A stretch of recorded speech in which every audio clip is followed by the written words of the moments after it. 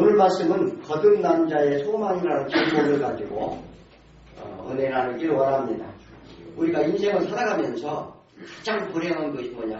한쪽 인생은 어떤 목표를 가지고 살았는데 그게 나중에 보니까 죽을 때쯤 보니까 진짜 허망한 삶을 살았다. 이렇게 생각이 된다면 그보다 불쌍한 인생이 어디 있겠어요? 그렇죠? 내가 어떤 목표를 두고 살았는데 살 때는 그 목표를 해서 달려갔는데 죽을 때가 되니까 내가 살아온 인생이 정말로 인생이 허망한 삶을 살았다. 그래서 오늘은 하나님 말씀을 통해서 이 사도 바울이 그러한 어떠한 인생으로 전환돼서 바뀐 삶을 살았는가, 또한 그리고 우리가 거듭나지 않으면 왜 안 되는가에 대해서 말씀으로 교훈을 얻기 소원합니다. 빌립보서의 주제는 주 안에서 기뻐하라는 것이 주요 주제입니다. 주 안에서 기뻐해라. 이 빌립보는 이 옥중서신이에요. 사도 바울이 감옥에 갇혀 있을 때예요. 로마 감옥에 갇혀 있을 때 쓴 서신서인데 에베소서와 골로새서와 빌레몬서와 함께 옥중서신이라고 합니다. 이게 BC 예수님 오시기 이전 350년 전에 이 마게도니아 대왕 빌립 2세라는 사람이 이 자신의 이름을 따서 빌립보라 이렇게 지어놨어요. 그래서 빌립보 그 성이라고 그러죠. 마게도니아 큰 성이라고 그러죠. 자, 그런데 이것은 로마의 숙주이면서도 이제 이 군사적인 요충지이기 때문에 그들이 거기에다 도시를 건설하게 됩니다. 이 바울이 드로아에서 그 환상을 보죠.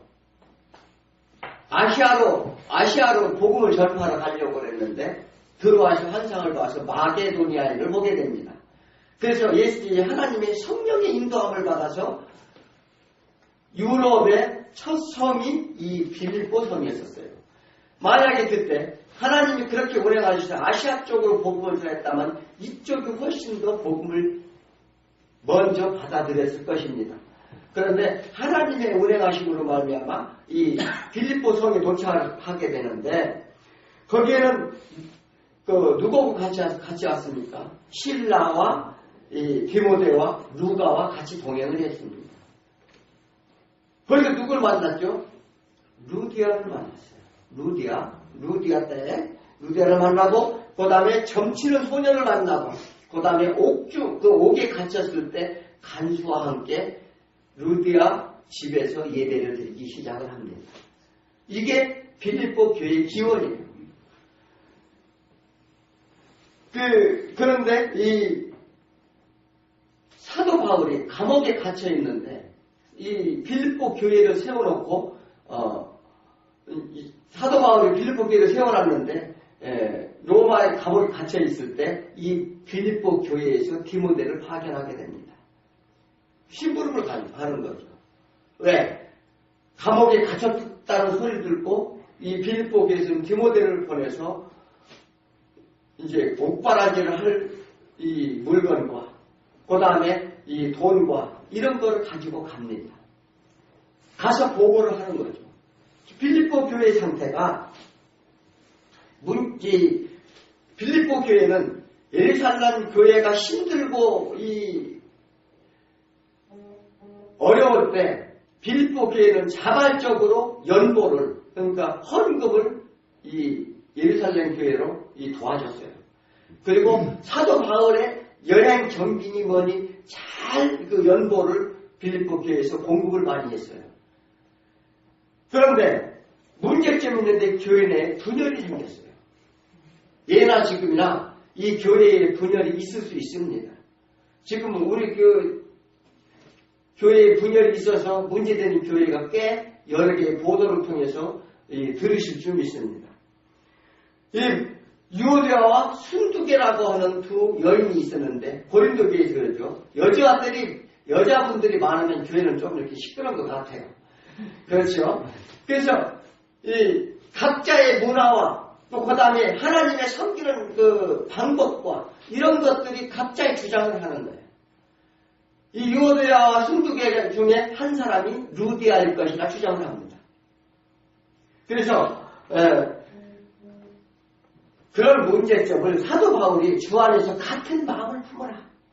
또 그리고 같은 사랑을 해라. 그 뜻과 마음을 합하여 겸손한 마음으로 주를 섬기라 이렇게 권면합니다. 그래서 주 안에서 기뻐하라고 외치는 거예요. 또한 또 한 가지 문제가 있는데 거짓 이 선지자들, 그것은 유대주의적 그 율법자들이 교회에 들어와서 그들의 사악한 자기네들이 그 유익을 위해서 교회를 다른 복음을 전하기 시작을 했어요. 그래서 이런 문제들을 보고를 받은 이 사도 바울이 빌립보 교회한테 이 권면하는 것입니다. 우리 인생을 살아가는 사람들 중 진정 사는 길을 택하여 열심히 살아가는 사람들이 있는가 하면 이 반대로 인생의 길로 제대로 찾지 못해서 방황하며 멸망의 길인지조차 의식지 못해 살아가는 사람들이 있습니다. 세상 사람들은 자기 인생을 자랑하며 살아가는 이들이 많이 있는데 자기 지식을 자랑하고 또한 자기 과거와 영광을 자랑하고 권력이나 재물 또한 자신이 강인한 체력과 그리고 자기 외모를 뽐내고 자랑하는 자들이 많이 있습니다. 그러나 이러한 자랑거리는 안개와 같이 사실 일시적인 헛된 것뿐이라 이 사도 바울은 말합니다. 인생의 길은 선택이 중요하죠. 그렇잖아요. 우리가 무엇을 선택하느냐, 어떤 목표를 선택하느냐가 상당히 중요합니다. 인생 삶의 수고 헛되지 않는 삶에 살기 위해서 우리가 가치관이 분명해야 된다는 거예요. 이를 그냥 아무런 목적과 의식도 없이 인생을 살아간다면 그보다 불쌍한 사람이 어디 있겠어요. 그런데 어떤 가치관으로 살아가야 되느냐, 무엇을 추구하고 살아가야 되느냐, 그리고 우리는 무엇을 어떻게 살지 인생의 선택이 그래서 상당히 중요합니다. 그리고 우리가 무엇을 버려야 하는지 또 잊어버려도 될 것과 꼭 얻어야 하는 것을 올바르게 인식할 때 우리가 그런 구별하지 않은 삶을 살아갈 때 우리가 후회 없는 인생의 삶을 살지 않게 될 것입니다. 그러면 무엇을 버리고 무엇을 선택해야 될지에 대해 본문을 통해 교훈을 얻기 소원합니다. 이 주석가 켈리라는 사람이 있었어요. 그 사람은 시라고에 능통을 했습니다. 시라고에 능통을 했는데 자기 조카가 대학교에 다니는데 시라고 공부를 하게 됐어요. 그래서 자기 삼촌이 시라고에 능통한 걸 알고 늘 시라고에 대한 그 조언을 많이 받았어요. 그런데 그 학교 학생 중에서 교수가 보니까 학생 중에서 자기보다 더 뛰어난 거예요. 시라고에 대해 더 능통한 거예요. 아주 그 시라고를 조리 있고 문법이라든지 이거 이 정확하게 감동적으로 시라고를 구사를 하는 것이 하는데 학교 교수가 물어보죠.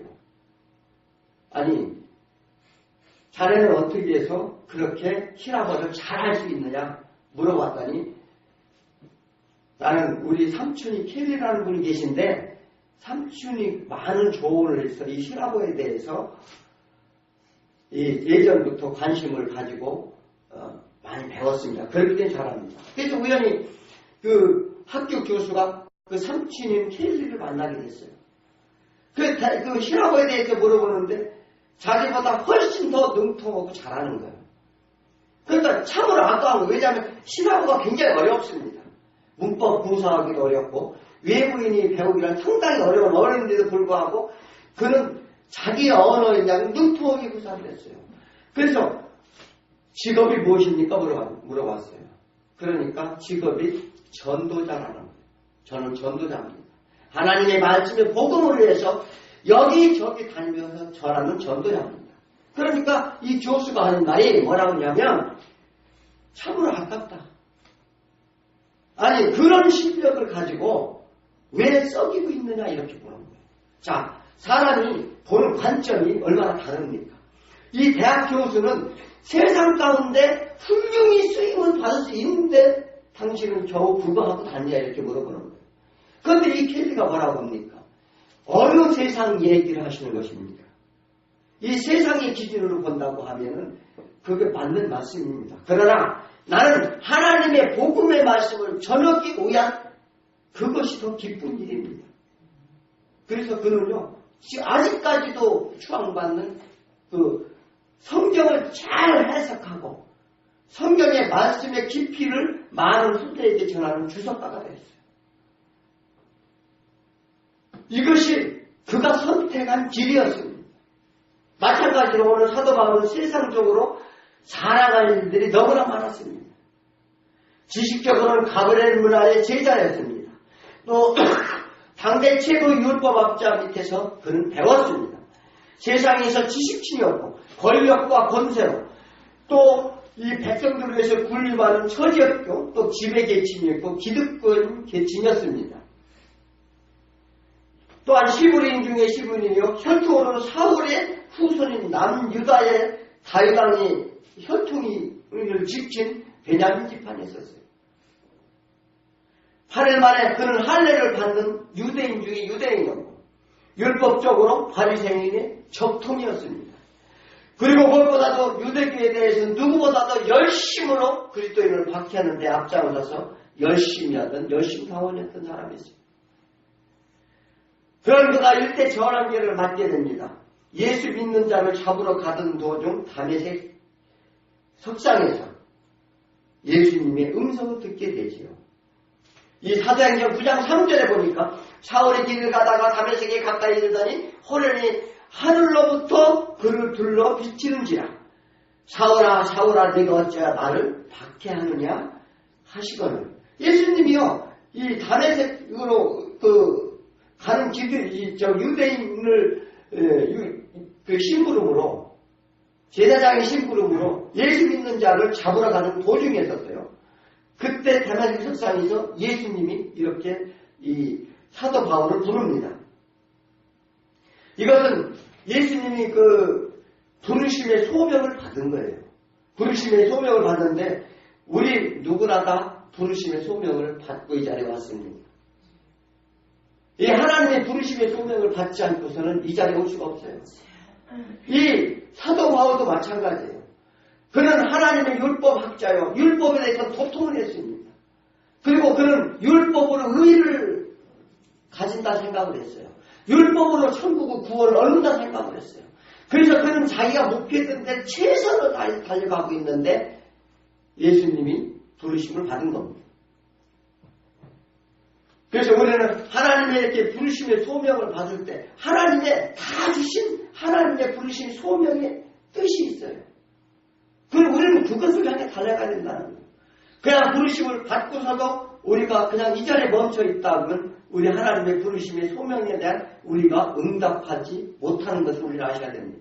이 사도 바울은 그런 하나님을 만나게 돼서 죽은 줄 알았던 부활하신 예수님을 보게 됩니다. 자신이 밖에 있다는 예수님을 본 것이에요. 단순히 그는 본 것뿐만 아니었습니다. 고린도후서 12장 1절에 보니까 무익하나마 내가 부득불 자랑하노니 주의 환상과 계시를 말하리라. 셋째 하늘에 이끌려 나고로가 말로 표현할 수 없는 말을 들었으니 나는 나고를 위해 자랑하겠으나 나를 위하여 약한 그대에 자랑치 않으리라. 이건 무슨 말씀이냐? 그가 천국에 갔다는 거예요. 예수님의 부르심으로서 이 천국에 갔는데 우편에 앉아 계시더라는 거예요. 하나님 우편에 앉아 계신 분이 쳐다보니까 예수님이었더라는 거예요.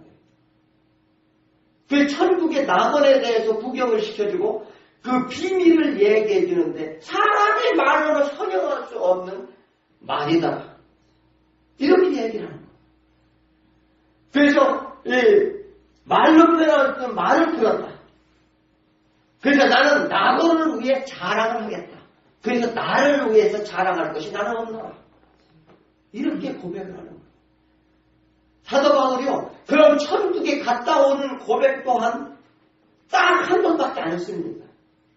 교회마다 난 천국에 갔다 오지 천국 이렇다 이렇게 자랑치 않았어요. 왜? 그들이 천국을 아무리 소리를 질러도 이해하지 못하기 때문에 그렇습니다. 그리고 자기 자랑이 될까봐 그는 굉장히 조심을 했어요.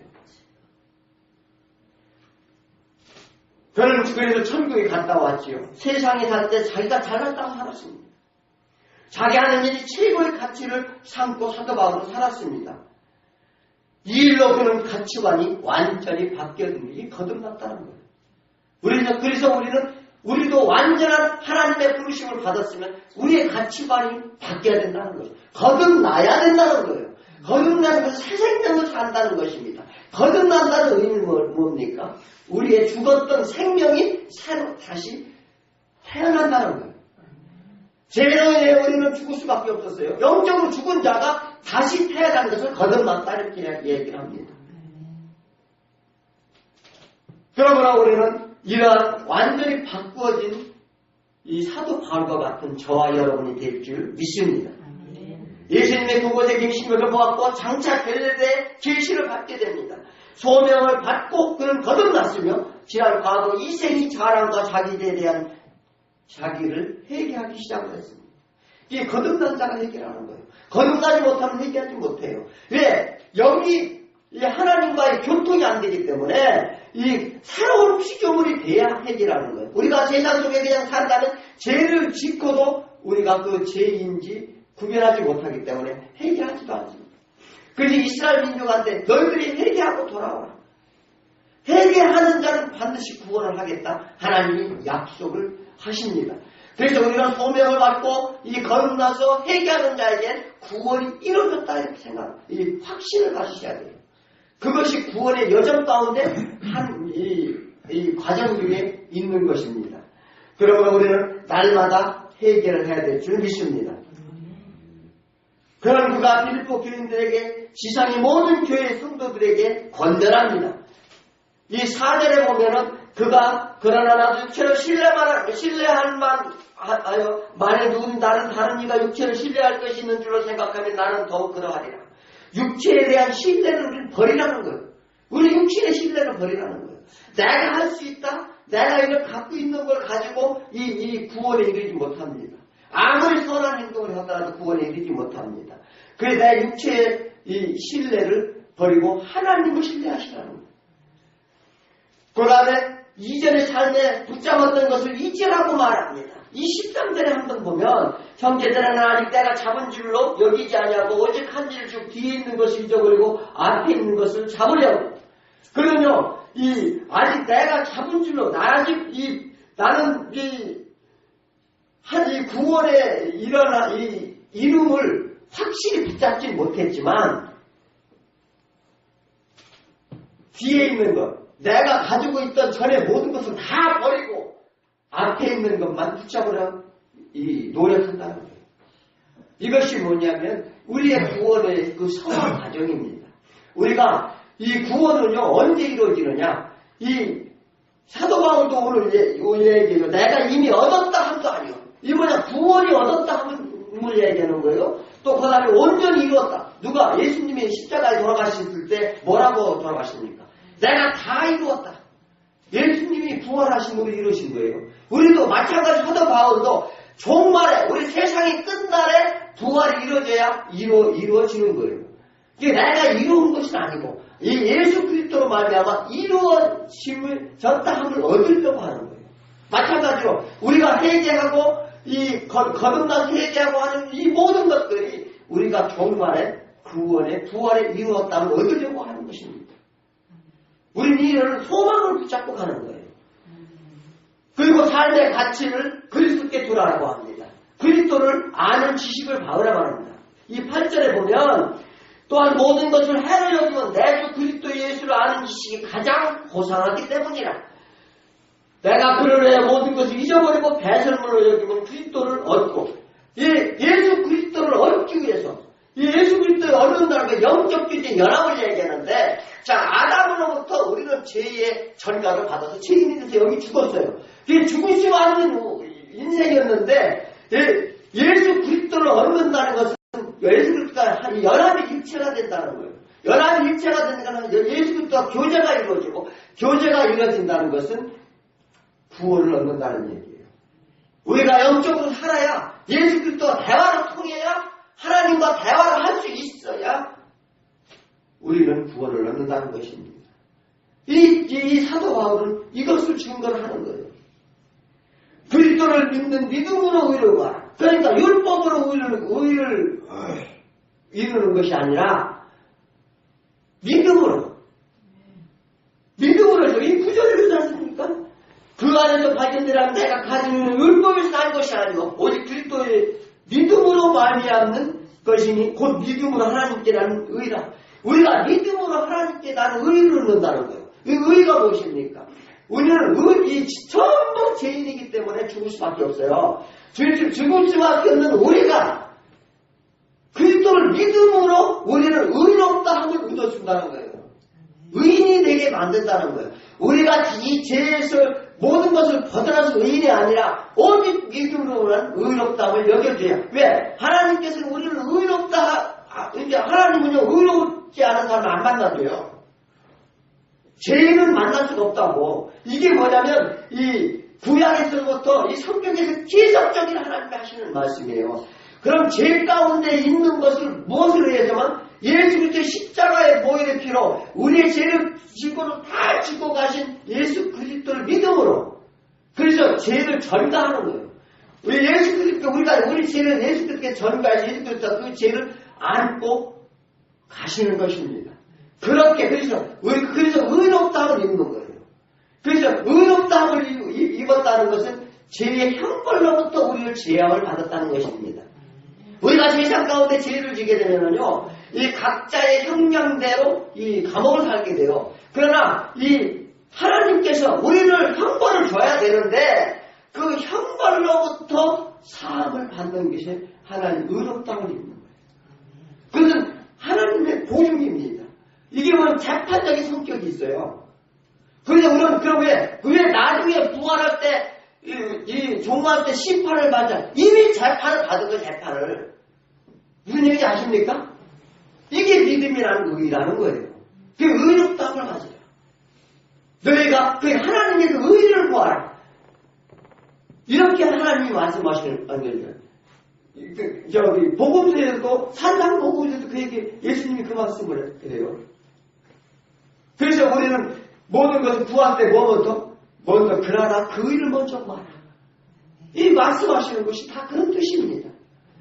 그러므로 그런 하나님의 의 가운데 있어야 우리는 구원함을 확실히 받는다는 거예요.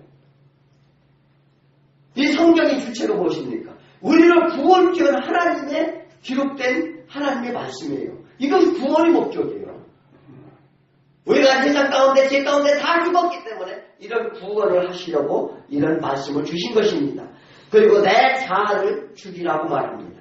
이 10절에 보면은 내가 그리스도와 그 부활의 권능과 그 고난의 참여함을 알고자 하여 그의 중심을 본받아.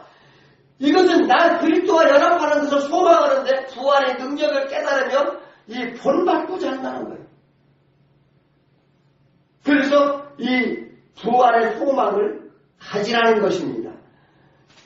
11절에 보시면 어떻게든지 죽은 자 가운데 부활을 이루게 하노니 이거는 그리스도와 완전한 연합에 의해서만 우리가 부활할 수 있는데 생명의 부활과 확신과 그런 기다림과 붙잡으려 노력을 한다는 거예요. 우리가 이 신앙생활 그렇게 해야 돼요. 이 부활의 소망을 붙잡아야 돼요. 예수님이 부활하지 않았으면요, 우리는요, 이 천국에서 부활할 수가 없어요. 다 죽을 수밖에 없다는 거예요. 그래서 이 사도 바울이 그냥 하는 얘기가 아니에요. 천국에 갔다 와서 모든 본 것, 들은 것을 다 증거하는 내용이에요. 주 안에서 받은 소명을 쫓으라고 합니다. 그리고 오직 하늘의 소망을 보고 달려가라 13절에 말씀하십니다. 형제들아 나는 아직 내가 잡은지도 여기지 아니하고 오직 하늘의 뒤에 있는 것을 잊어버리고 앞에 있는 것을 잡으려고. 이것은 뭐냐면 하늘의 소망을 보고 또한 그리스도와 동행하는 삶을 살아라고 14절에는 표대를 향한다는 게 무엇입니까? 표대를 향하는 것은 천국의 목표를 가지라는 거예요. 목표가 천국을 가지라는 거예요. 그래서 이 그리스도와 동행하는 삶을 살게 되는 것을 소망하라는 거예요. 그리고 믿음의 분량대로 최선을 다하라고 6절에 말합니다. 오직 우리가 어디까지 이르는지 그대로 해야 할 것이야. 그리스도 연합의 삶의 실천을 하라는 거예요. 우리가 살면서 내 믿음의 연장과 분량대로 하나님의 그 삶을 살아가도록 우리가 노력하라는 거예요. 결단하라는 거예요. 우리의 과거를 버리고 얻는 지혜는 해온 것을 버리는 것입니다. 또한 일시적인 것을 버리는 것입니다. 이 세상의 가치에 기준을 두지 말라는 거예요. 다 배설물로 여겼다. 이 세상은 어차피 이 세상이 우리를 설계해 주는 것이 아니라 어차피 세상 것은 다 무너지고 우리는요 세상의 성공의 가치는 둬도 세상이 멸망한다는 그런 가치를 우리는 갖지 않는 게 문제예요. 우리는 그걸 뭐하니까 우리가 내가 보고 듣고 현재 사는데 거기에만 집착했다는 거예요. 영원한 것을 그래서 붙잡으라는 것입니다. 이 사도 바울이 그것을 아주 간곡하게 부탁을 왜? 천국에 갔다 온 사람은요 정말로 사모함이 생기는 거예요. 도마마냥 만지고 봐야만 보고 만져봐야만 믿으십니까? 그러지 말라는 거예요. 천국은 반드시 있고 소망하는 자에게 이 가치 있다는 것입니다. 그래서 먼저 자랑은 오직 예수를 아는 것만 사도 바울은 자랑을 했어요. 세상 지식적으로 대단한 바울이었습니다. 율법학자요, 철학자요, 이 헬라 학문에도 능통했어요. 그래서 헬라 문명 것이 다수에서 출생을 했으며 그는요 로마 시민권까지 가지고 있었어요. 이 빌립보 지역으로 제2의 로마 행정도시에 속해 있는 빌립보 도시 이 근처에 그가 태어나게 됐어요. 하나님께서 이 사도 바울을 그쪽으로 보낸 이후에 헬라 문명에 헬라 문화에 능통했기 때문에 전도자로서 적합했던 거예요. 아까 그 켈리와 같이 이 히라보에 능통했기 때문에 그 히라보를 사용하는 사람의 전도하는데 적합한 거예요. 하나님은 내가 만들어진 대로 하나님이 쓰신다는 거예요. 그러니까 하나님이 쓰신 그릇이 되라는 거예요. 하나님이 우리 기도에 마찬가지예요. 기도의 응답 또한 마찬가지예요. 이 하나님의 합당하게 쓰임받는 우리가 그릇이 됐을 때, 질그릇이 됐을 때 하나님이 거기다 담아주시는 거예요. 이 세상의 축복 또한 마찬가지라는 것입니다. 그런데 우리는 하지도 않고 맨 바라고 기대하는 것이 우리 현실이죠. 먼 천국의 소망을 가지라는 것입니다. 사도행전 22장 3절에 나는 유대인으로 빌립비의 다수에서 났고 이성에서 자라 가말리엘 문화에서 우리 조상들이 율법이 엄한 교훈을 받았고 오늘 너희 모든 사람처럼 하나님께 대하여 열심히 있는 자라. 내가 이도를 받게 하여 사람을 죽이기까지 하고 남녀를 오게 가득이다 했노라. 그런 사람이죠. 율법에 따라서요. 자기가 가지고 있는 것이 최고인 줄 알고 예수님을 만나기 전에는 예수 믿는 자 그렇게 박해해서 죽이기도 하고 감옥에 넘겼다고 그렇게 말합니다. 그러나 예수님을 만나고 심한 후에 과거에 알고 있던 모든 지식을 배설물같이 버리노라. 우리는 예수를 만나면요 가치관을 예수님께 두고 이 세상의 목적했던 가치관을 버리라는 거예요. 그렇다고 세상을 포기하라는 건 아닙니다. 세상에서 열심히 살 때 그러한 모든 가치관 자체가 하나님의 하심을 주의 아버지 가치관으로 바뀌라는 거예요. 우리에게 과거에 살던 잘한 것, 잡고 있는 모든 것을 내려놓으라고 그럽니다. 이 사도 바울처럼 더럽게 배설물로 여기라고 말합니다. 그리고 오직 예수를 아는 지식만 자랑한다는 것입니다. 사도 바울이 세상 것, 자기 지식, 율법을 붙잡고 있으면요 하나님께 예수님과 가까이 갈 수 없기 때문에 그래요. 그럼 율법을 붙잡고 있으면요 이 기득권 세력이라 먹고 사는 문제는 문제가 하나도 없어요. 그러나 하나님과 가까이 할 수가 없다는 거예요. 왜 사도 바울은 이렇게 말합니까? 세상의 모든 지식은 인간에게 참 진리가 될 수 없기 때문에 그렇습니다. 또한 생명을 줄 수 없는 헛된 것인 것을 이 사도 바울은 깨달았다는 거예요. 이것이 진정한 사도 바울의 얘기였습니다. 사도 바울은 다메섹 성전에서 예수님을 만나고 그는 부르심을 받고 거듭나고 회심을 하고 그는요 모든 소망을 하나님께 두기로 작정을 하고 달려가게 되었습니다. 그래서 우리는 예수님을 아는 지식보다 세상 것에 세상 지식이 더 자랑으로 여기지 말라는 거예요. 사람들이요 세상 것을 자랑으로 여기는 사람 굉장히 많습니다.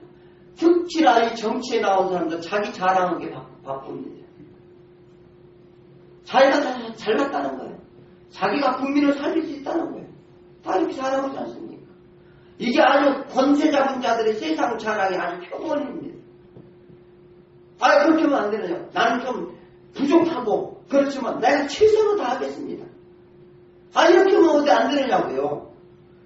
왜 나만 이걸 할 수 있고 나만이 할 수 있다. 이거는요. 우리의 다른 관점으로 볼 때는 교만하게 정말 짝이 없는 거예요.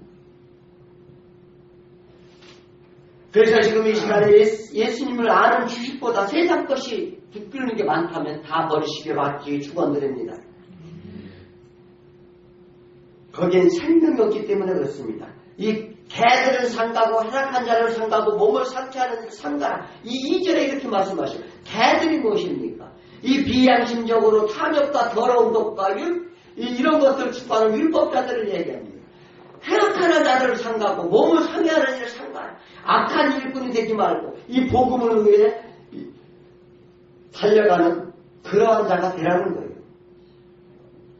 진정으로 예수 그리스도 한다면 예수 그리스도를 사모하신다면 이 삶의 전부가 예수 그리스도가 되어야 되신다는 것입니다. 그리고 나는 의를 자랑하라. 하나님께서 나는 의만 자랑하라는 거예요.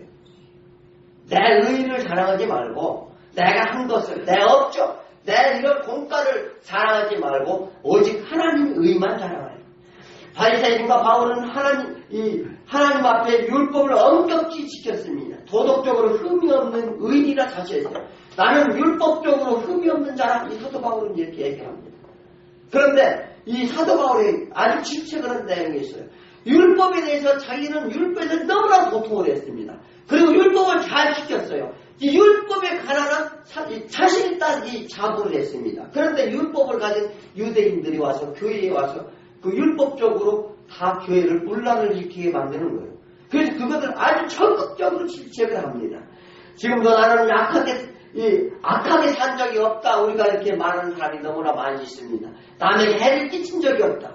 또 하는 일들이 그렇게 말하는 일들이 있는데 그 자신의 의를 자랑하는 거예요. 나는 하루라도 좀 부끄럼 없이 살아왔다. 우린 과연 그럴까요? 하나님이 보시면 그럴까요? 바울은 자신이 흠이 없는 자라 자랑했던 잘못된 것을 그는 깨달았어요. 나는 흠이 없는 자라고 생각을 했어요. 사도 바울이. 그런데 디모데전서 1장 15절에 미쁘다 모든 사람이 받을 만한 이 말이여 그리스도 예수께서 죄인을 구하시려고 세상에 임하셨다 하였도다. 죄인 중에 내가 괴수니라.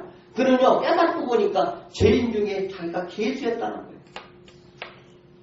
자기는 흠이 없다 생각을 했는데 예수님을 만나보니 자신이 죄가 정말 크고 죽을 수밖에 없는 죄인이요 죄인 중에 괴수임을 깨닫게 됩니다. 우리도 마찬가지예요. 우리가 죄인이라는 걸 철저히 깨달아요. 그래야 우리가 회개를 합니다. 그래서 그런 회개 가운데 하나님을 만나게 되는 거예요. 하나님은 우리를 죄 자복하고 회개하는 자에게 모든 죄를 다 도말해 주신다고 약속을 하셨습니다. 그런 죄가 없어야 이 교통이 되고 대화가 된다는 것입니다. 그래서 우리는 모두 예수님이 알기 전 죄인 중에 죄인입니다. 또 죄의 종으로 살았습니다. 또 사단의 노예로 쓰임받았습니다. 우리는 그거를 깨달아야 합니다. 우리에게 예수님이 오셔서 죄를 대속해 주셨기 때문에 이 대속의 십자가를 믿는 자에게 죄를 사해 주신다. 의인이라 부르심을 약속을 하시는 것입니다. 이는 하나님이 태초부터 계획한 것입니다. 또한 오직 예수님을 믿는 자만이 얻는 의라 하겠습니다.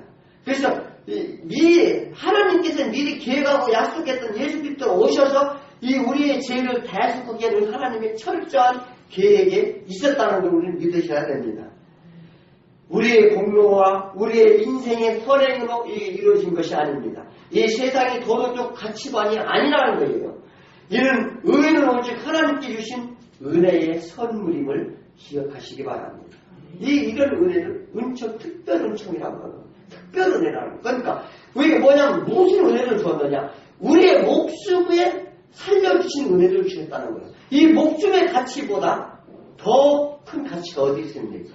그런데 우리는 그렇게 은혜를 받았으니 그래서 날마다 그래서 우리는 찬양과 찬송할 수밖에 없다는 거예요. 그건 더 이상 무엇을 바래요? 그런데 우리는 날마다 달라고만 하는 거예요. 도와달라고만 맨날 부탁을 하는 거예요. 그래도 하나님께서는 기쁘게 여기셔서 따르는 자에게 하나님의 믿음의 의로 달려가는 자에게는 달라고 하는 것도 주십니다. 그런 하나님이시라는 거예요. 로마서 3장 10절에 기록된 바 의인은 없나니 하나도 없으며 이 세상에는 의인은 하나도 없다는 것입니다. 이 의인 10명이라는 건 만수를 얘기하는데 10명만 있으면 소돔과 고모라 같은 성도 멸망치 아니하겠다는 거예요. 이 세상에 의인이 그렇게 없는 거예요. 이 모든 일은 다 제 안에 있다는 것입니다. 그래서 우리 죄인이 무엇을 자랑하겠어요? 자랑하지 말라는 거예요. 세상 자랑, 내가 왕년에 돈이 많이 벌었었는데 왕년에 내가 이랬었는데 이런 세상 자랑하지 말라는 거예요. 그것은 자기 죄악을 자랑하는 것이라는 것입니다.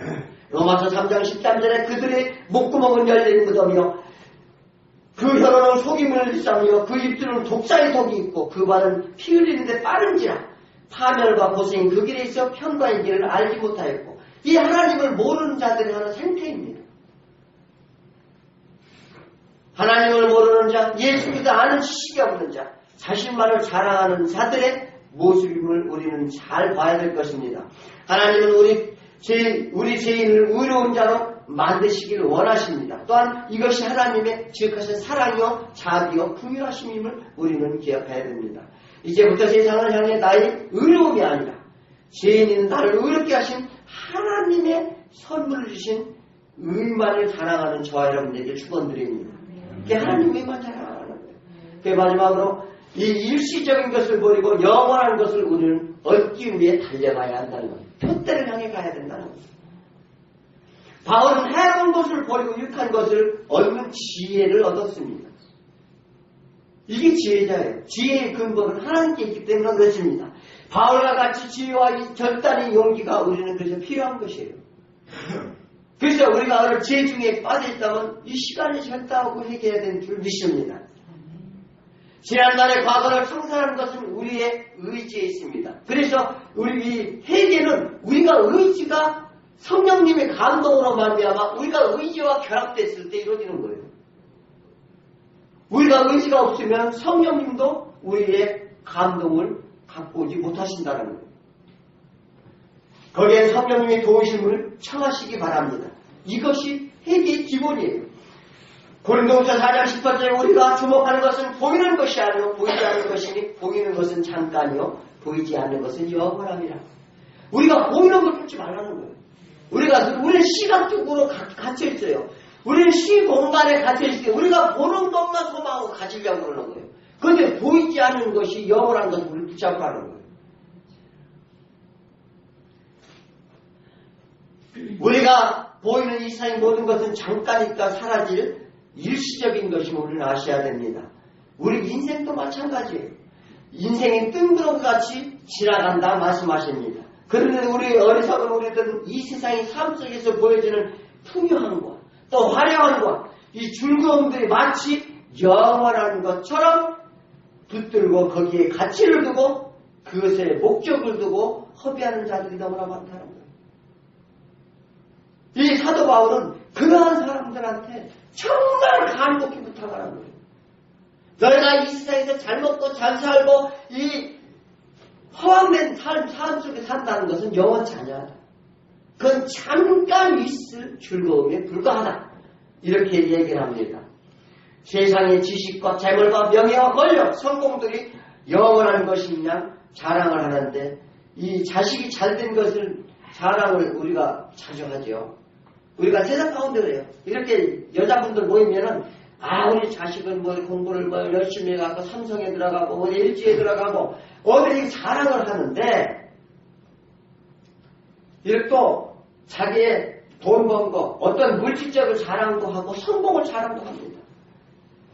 그런데 우리가 잘 못하는 게 있는데 신앙에 좋은 것을 부러워하지는 않는다. 자, 우리 자녀가, 내 자식이 정말 하나님을 붙잡고 하나님의 가운데 달려가려고 한다. 이거 자랑하지 않아요. 이게 기가 막힌 노릇이죠. 이게 얼마나 잘못된지 아십니까? 그러니까 세상의 가치를 둔다는 거예요. 내 자식이 서울대학을 나와가지고 좋은 곳에 취직하기만 소원했지 정말 그가 하나님의 온번을 붙잡고 하나님의 자녀가 돼서 신실한 믿음의 자녀가 되길 소원을 하는 것은 적당한 거예요. 그렇게 자랑하는 사람 드물어요. 그러면 우리는 어디에 가치를 두고 사는가? 내 스스로 뒤돌아봐야 된다는 것입니다. 이 사도 바울은 오늘 이 얘기를 하는 거예요. 이것이 참 불행한 일입니다. 썩어져가고 멸망하는 것에 우리는 자랑을 하기를 아주 서슴지 않습니다. 이 모든 것은 순간에 지나지 않음을 우리는 아셔야 됩니다. 세상 삶은 단지 스쳐가는 간이역과 같다고 말합니다. 기차가 지나가는데 역전을 많은 역전을 지나가는 잠깐 스쳐가는 우리가 간이역이라는 것입니다.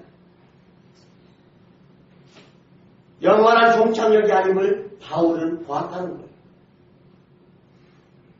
깨달았다는 것입니다. 그래서 이르되 표때 천국을 소망하는 바울이었어요.